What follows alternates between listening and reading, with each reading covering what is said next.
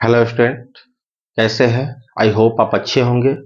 आज हम लोग आज की वीडियो में देखेंगे एनसीईआरटी की बुक क्लास 10 की एक्सरसाइज 3.2 का क्वेश्चन नंबर 3 और उसके आगे के प्रश्नों को भी हम इस वीडियो में देखेंगे। आज का वीडियो जो है काफी रोमांचक रहने वाला है, बहुत ही अच्छा रहने वाला है।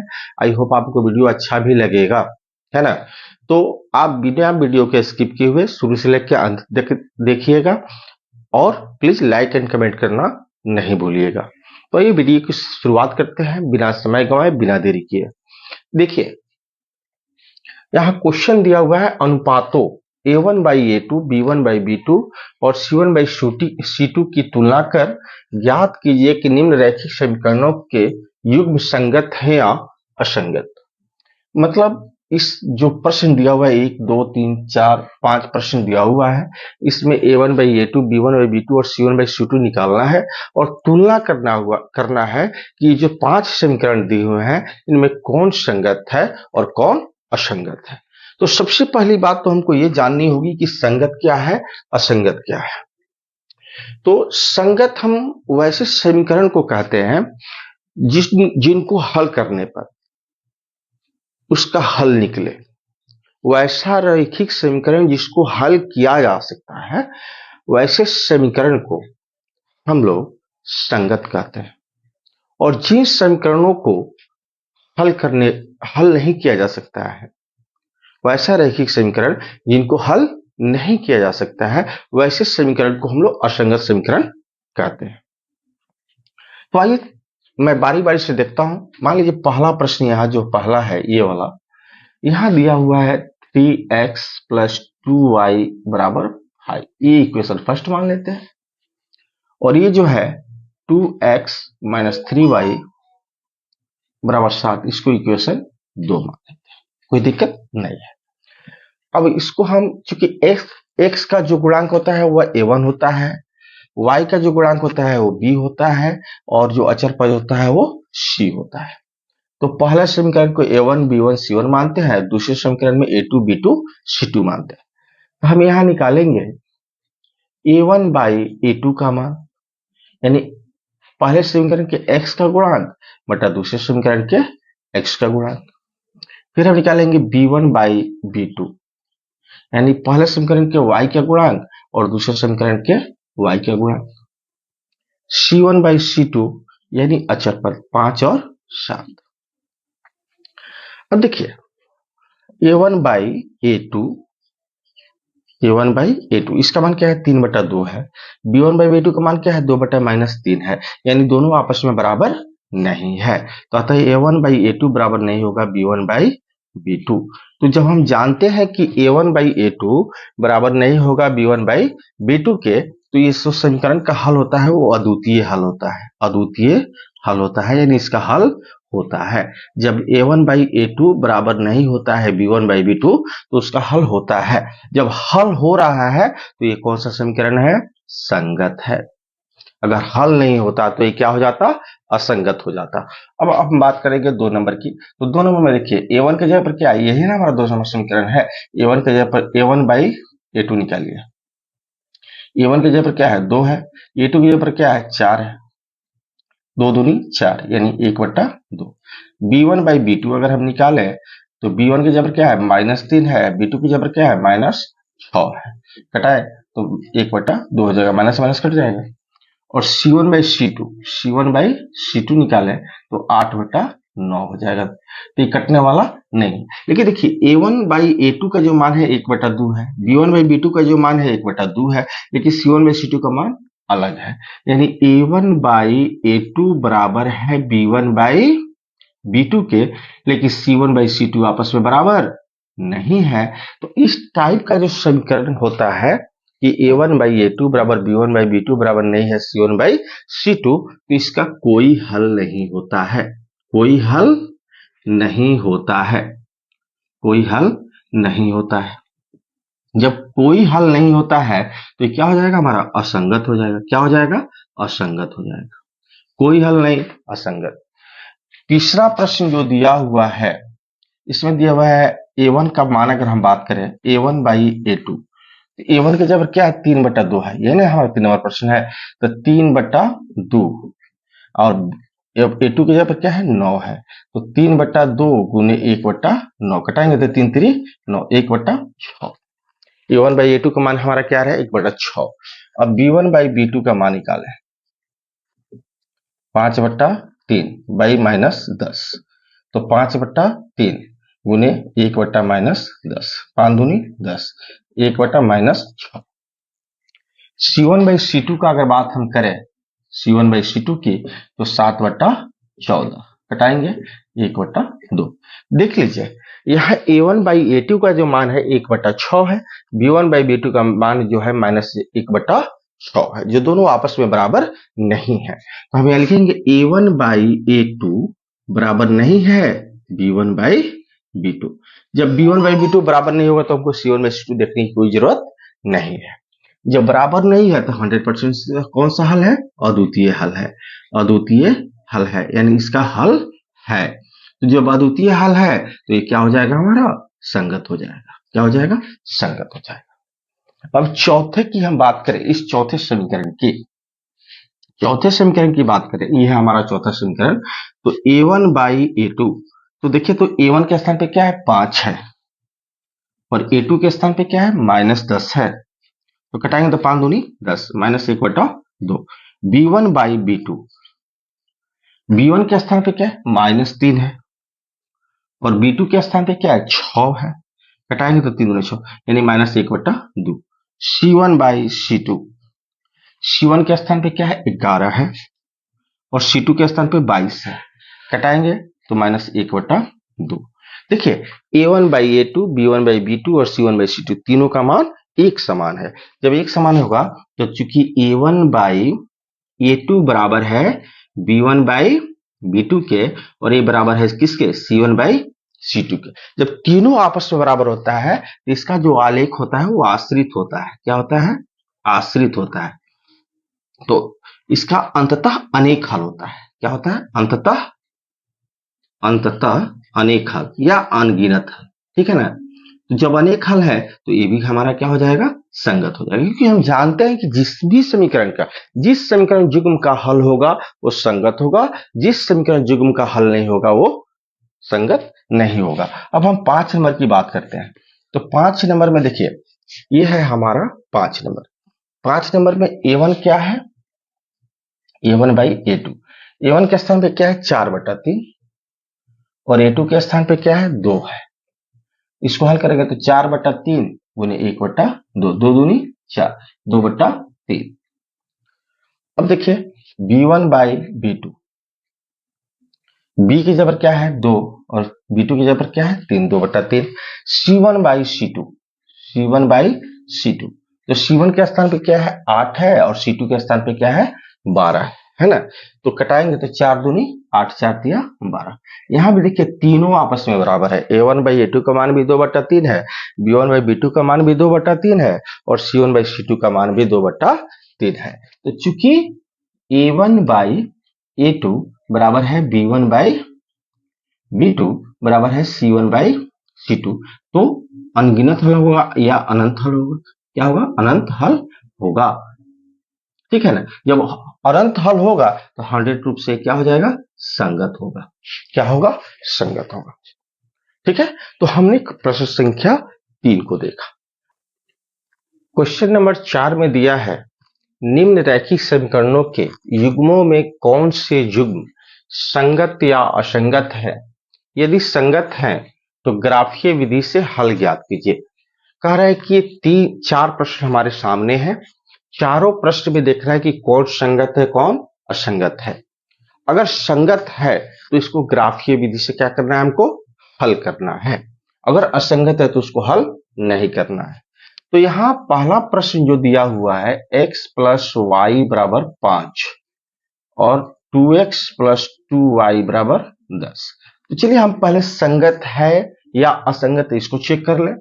तो A1/A2, देखिए A1 के जगह पर यहां कुछ नहीं है यानी 1 है, A2 की जगह पर 2 है।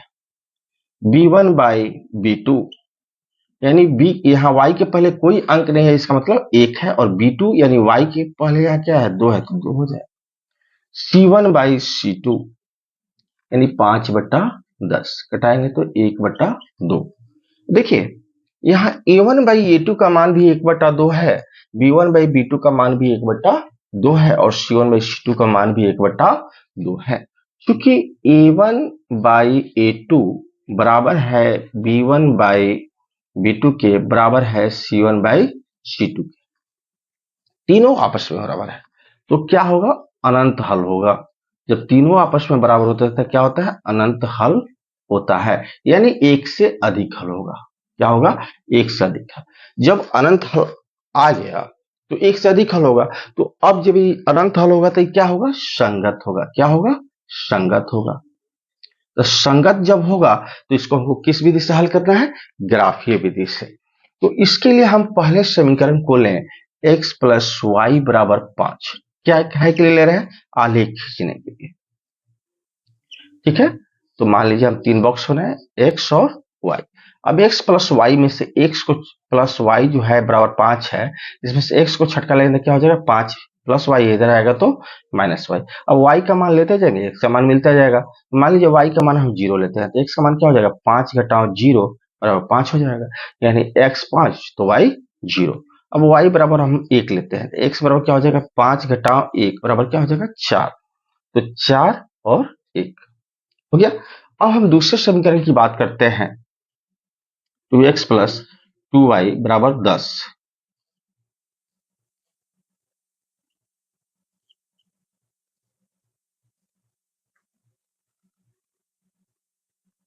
तो 2x प्लस 2y बराबर 10, 2x प्लस वाई बराबर 10, x प्लस वाई बराबर 10/2, यानी कट गया 5, x प्लस वाई बराबर 5 हो गया। तो x बराबर 5 माइनस वाई बराबर x माइनस बराबर 5 माइनस वाई हो गया। फिर हम y का मान लेते जाएंगे, x का मान मिलते जाएगा, तो y बराबर हम लेते हैं 0, तो x बराबर क्या हो जाएगा, 5 घटाओ 0 बराबर 5, यानी x का मान 5 और y का मान 0।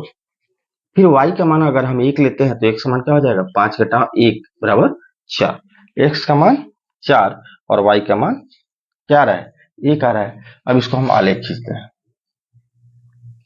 क्या खींचते हैं, आलेख खींचते हैं।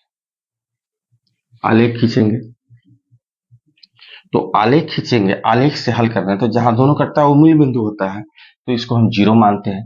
यहाँ 1 2 3 4 और यहाँ 5, यहाँ 6, यहाँ 7, जितना अटता है लिख लीजिए। -1 -2 -3 -4 -5, 1 2 3 4, ठीक है, -1 -2 -3 -4 -5 -6। अब बात कीजिए, तो x का मान क्या है, 5 है, और y का मान 0 है। x का मान 5 लेंगे और y का मान 0 लेंगे, यहां लिखेंगे 5 और 0। फिर x का मान 4 और y का मान 1, x का मान 4 है और y का मान 1 है, यहाँ पे आ जाइए 4 और 1। अब इसको हम ऐसे खींचेंगे, मान लीजिए यहाँ पे 4 खींचेंगे, तो ये किस आलेख का आलेख हो गया, x प्लस वाई बराबर 5 का। अब देखिए, जो मान इस बॉक्स में है वही मान इस बॉक्स में है, तो दूसरा आलेख भी हमारा इसी पर चढ़ के जाएगा, इसी पर चढ़ करके जाएगा, तो दूसरा समीकरण भी इसी पर होगा।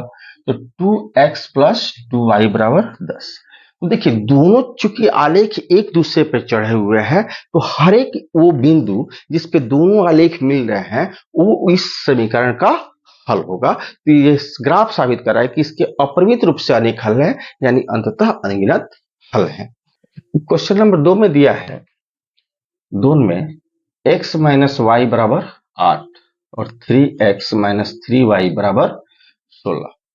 अब चलिए चेक करते हैं इसको, a1/a2, तो a1 का मान क्या है, x का गुणांक 1 है, और यहाँ x का गुणांक 3 है, तो a2 3 है। b1/b2, b1 अर्थात पहले समीकरण के y का गुणांक -1 है, b2 अर्थात दूसरे समीकरण के y का गुणांक क्या है, -3 है, माइनस माइनस कट गया 1/3। c1/c2 की अगर हम बात करें तो 8/16 1/2। तो देखिए ना, a1/a2 बराबर b1/b2 आपस में बराबर है, लेकिन c1/c2 बराबर नहीं है। तो चूंकि a1/a2 बराबर है b1/b2 के, लेकिन ये c1/c2 के बराबर नहीं है, तो इसका कोई हल नहीं होता है। ऐसा अगर है तो कोई हल नहीं होता है, ठीक है ना, कोई हल नहीं होता है। जब कोई हल नहीं होगा तो ये हो जाएगा हमारा असंगत। क्या हो जाएगा, असंगत। जब असंगत होगा तब इसको हल करने की कोई जरूरत नहीं है। तीसरा प्रश्न जो दिया हुआ है 2x plus y minus 6 equal to 0, 4x minus 2y minus 4 equal to 0। a1 हमारा क्या है, पहले समीकरण के x का गुणांक 2/a2, तो a2 क्या है, दूसरे समीकरण के x का गुणांक 4, घटाएंगे तो 1/2। b1/b2 यानी पहले समीकरण के y का गुणांक 1 है, दूसरे समीकरण के y का गुणांक -2 है। c1/c2 -6/-4 कट गया, 2 तिया 6, 2 दूनी 4, 3/2। देखिए a1/a2 का मान 1/2 है, b1/a2 का मान -1/2 है, दोनों आपस में बराबर नहीं है। जब a1/a2 और b1/b2 ही आपस में बराबर नहीं है तो हमको c1/c2 देखने की कोई आवश्यकता नहीं है ना। तो a1/a2 जो है ये बराबर नहीं है किसके, b1/b2 के, इसलिए इसका क्या होगा, अद्वितीय हल होगा। क्या होगा, अद्वितीय हल। अद्वितीय हल का मतलब होता है मात्र और मात्र केवल एक हल। तो जब अद्वितीय हल होगा अर्थात इसका हल है तो ये क्या हो जाएगा, हमारा संगत हो जाएगा। और संगत होगा तो हम आलेख खींच कर लेंगे, जिसे हमने पूर्व में बताया है कि आलेख कैसे खींचा जाता है, उस तरह से आलेख खींचेंगे तो हमारा क्या हो जाएगा, प्रश्न पूरा हो जाएगा। अब हम चौथे प्रश्न की बात करते हैं। चौथा प्रश्न में दिया हुआ है 2x माइनस 2y माइनस 2 बराबर 0, 4x minus 4y minus 5 equal to 0। अब यहाँ a1/a2 की अगर हम बात करें तो a1 की जगह क्या है, पहले समीकरण के x का गुणांक तो 2 है, दूसरे समीकरण के x का गुणांक 4 है, घटाएंगे तो 1/2 हो जाएगा। b1/b2 की अगर हम बात करें तो पहले समीकरण के y के गुणांक -2, दूसरे समीकरण के y के गुणांक -4, घटाएंगे 1/2। c1/c2 का मान है जो पहले समीकरण के x का गुणांक, दूसरे समीकरण के y का गुणांक 2/5। तो चूंकि a1/a2 बराबर है b1/b2 बराबर नहीं है c1/c2, तो इस तरह से अगर रहता है तो इसका कोई हल नहीं होता है। और हम जानते हैं कि जब कोई समीकरण का कोई हल नहीं होता है तो वह असंगत होता है। क्या होता है, इसलिए क्या होगा, असंगत होगा। क्या होता है, असंगत होता है। ठीक है, अब हम चलते हैं, देख लिया ना क्वेश्चन नंबर 4 को भी हम लोगों ने देख लिया। अब हम चलते हैं क्वेश्चन नंबर 5 की तरफ। तो क्वेश्चन नंबर 5 कह रहा है एक आयताकार बाग जिसकी लंबाई चौड़ाई से 4 मीटर अधिक है। एक आयताकार बाग है जिसकी लंबाई जो है चौड़ाई से 4 मीटर अधिक है, का अर्ध परिमाप 36 मीटर है, बाग की विमाएं ज्ञात कीजिए। तो सबसे पहले न हमको लंबाई पता है न चौड़ाई पता है, तो कह रहा है कि लंबाई जो है ना चौड़ाई से 4 मीटर अधिक है ना। तो हम यहां लिखेंगे आंसर जो बनाएंगे इसका, तो हम मानेंगे माना कि आयताकार बाग की चौड़ाई बराबर x मीटर। तो लंबाई क्या हो जाएगी, तो लंबाई क्या कह रहा है कि चौड़ाई से 4 मीटर अधिक है, यानी लंबाई जो है चौड़ाई में 4 जोड़ देंगे तो हमारा क्या मिल जाएगा, चौड़ाई में अगर 4 जोड़ देंगे तो हमारा लंबाई मिल जाएगा। अब कह रहा है कि बाग का जो अर्ध परिमाप है वो 36 मीटर है। तो हम जानते हैं कि आयत का परिमाप, क्योंकि बाग कैसा है, आयताकार है, तो आयत का परिमाप बराबर होता है 2 इंटू लंबाई जोड़ चौड़ाई। तो अर्ध परिमाप अर्थात इसका आधा, तो आधा करने के लिए हम 2 से भाग करते हैं, 2 से भाग कर देंगे तो क्या हो जाएगा, अर्ध परिमाप लंबाई जोड़ चौड़ाई। तो हम यहां लिखेंगे बाग का अर्ध परिमाप, बाग का अर्ध परिमाप बराबर क्या है 36 मीटर है। तो बाग का अर्ध परिमाप हम आपको पता है कि लंबाई जोड़ चौड़ाई होता है, लंबाई जोड़ चौड़ाई बराबर 36 मीटर। तो लंबाई हमारी कितनी है देख लीजिए x+4, तो लंबाई लेंगे x+4, चौड़ाई क्या लेंगे x बराबर 36 मीटर। तो x 2x हो जाएगा बराबर 36 प्लस 4 इधर जाएगा तो -4 यानी 32। तो x इक्वल टू हो जाएगा 32/2, कटाएंगे तो हो जाएगा 16। ठीक है, अब हमको पूछना है बाग की विमाएं ज्ञात करें। बाग की विमाएं यानी बाग की लंबाई और चौड़ाई। तो बाग की चौड़ाई, बाग की चौड़ाई, तो बाग की चौड़ाई हमने क्या माना है देख लीजिए x माने हैं, तो x लिखेंगे x मीटर, तो x का मान क्या है 16 यानी 16 मीटर। बाग की लंबाई क्या होगा, बाग की लंबाई क्या दिया हुआ है, तो बाग की लंबाई है x+4 यानी x+4 यानी 16+4 यानी 20 मीटर। इस तरह से हम लोगों ने बाग की विमाएं निकाल ली। विमा का मतलब होता है लंबाई और चौड़ाई ज्ञात करना। ओके, अब क्वेश्चन नंबर 6 कह रहा है एक रैखिक समीकरण 2x + 3y - 8 = 0 दी गई है। दो चरों में एक ऐसी और रैखिक समीकरण लिखिए ताकि प्राप्त युग्म का ज्यामितीय निरूपण जैसा कि कह रहा है कि एक समीकरण हमको दिया हुआ है, एक और समीकरण, दो चर में एक और ऐसा समीकरण लिखना है कि पहला प्रश्न है प्रतिच्छेद करती रेखाएं हो। ऐसा समीकरण लिखिए कि उसका जो आलेख हो वो प्रतिच्छेदी हो जाए, दूसरा समानांतर रेखा हो जाए, तीसरा संपाती रेखा हो जाए। तो आइए देखिए पहला में क्या करता है प्रतिच्छेदी हो, क्या है प्रतिच्छेद हो, प्रतिच्छेद करती रेखाएं हो, प्रतिच्छेद करती रेखाएं हों। तो देखिए पहला समीकरण दिया हुआ है 2x + 3y - 8 = 0। हमको दूसरा समीकरण लिखना है ताकि इसका हल जो है क्या हो प्रतिच्छेद करती रेखाएं हो। तो हम जानते हैं प्रतिच्छेदी रेखा के लिए शर्त होता है कि a1/a2 यहां लिखे, हाँ यहाँ लिखा हुआ प्रतिच्छेद करती रेखा है, तो इसके लिए क्या होगा चूंकि a1/a2 बराबर नहीं होना चाहिए क्या b1/b2। तो a1 का मान क्या है 2 है, तो हम ऐसा समीकरण लिखे कि जैसे मान लीजिए 2x है ना, तो हम यहां लिख देते हैं 3x + 2y - 10 लिख दीजिए, चाहे 20 लिख दीजिए, कुछ लिख दीजिए। अब देखिए a1/a2 निकाले, तो a1 का मान 2 है, a2 का मान 3 है, 2/3 हो रहा है ना, और b1/b2 यानी 3/2 हो रहा है। ये दोनों आपस में बराबर नहीं है, ये 2/3 है, 3/2 है, ये दोनों आपस में बराबर नहीं है। अतः ये दोनों समीकरण का युग्म जो होगा, इसका जो आलेख खींचेंगे वो प्रतिच्छेद करती रेखाएं हो जाएगी। इस तरह से हमारा एक समीकरण मिल गया। दूसरा में क्या कह रहा है कि समानांतर रेखाएं हों, तो समांतर रेखाएं हैं, समांतर रेखाएं हों, तो समानांतर रेखाएं हों तो होना क्या चाहिए समानांतर रेखा के लिए कि a1/a2 बराबर b1/b2 बराबर होना चाहिए c1/c2। समानांतर रेखा के लिए तीनों बराबर होना चाहिए। देखिए समीकरण क्या है हमारा 2x + 3y - 8 = 0 है। तो हम ऐसा एक और समीकरण लिखे जिससे a1/a2 का मान और b1/b2 का मान तथा c1/c2 का मान सेम हो जाए। तो जैसे यहाँ 2x है तो हम यहाँ लिख देंगे 4x, यहाँ लिख देंगे 6y, यहाँ लिख देंगे 16 = 0। देखिए अब अगर हम a1/a2 निकाले तो 2/4, तो 2/4 कीजिएगा तो कटाइएगा तो क्या हो जाएगा 1/2। चलिए a1/a2 का मान हमारा मिल गया 1/2, b1/b2 तो 3/6, कटाइए क्या हो जाएगा 1/2। देखिए ये दोनों सेम हो गए। अब c1/c2 की बात करें तो -8/-16, माइनस करें 8 दूना 16 यानी 1/2 हो गया। क्या हो गया 1/2। देखिए तीनों आपस में बराबर हो गया, a1/a2 का मान, b1/b2 और c1/c2 तीनों का मान आपस में क्या हो गया बराबर हो गया। इस तरह से हमने इस समीकरण को भी ढूंढ निकाला।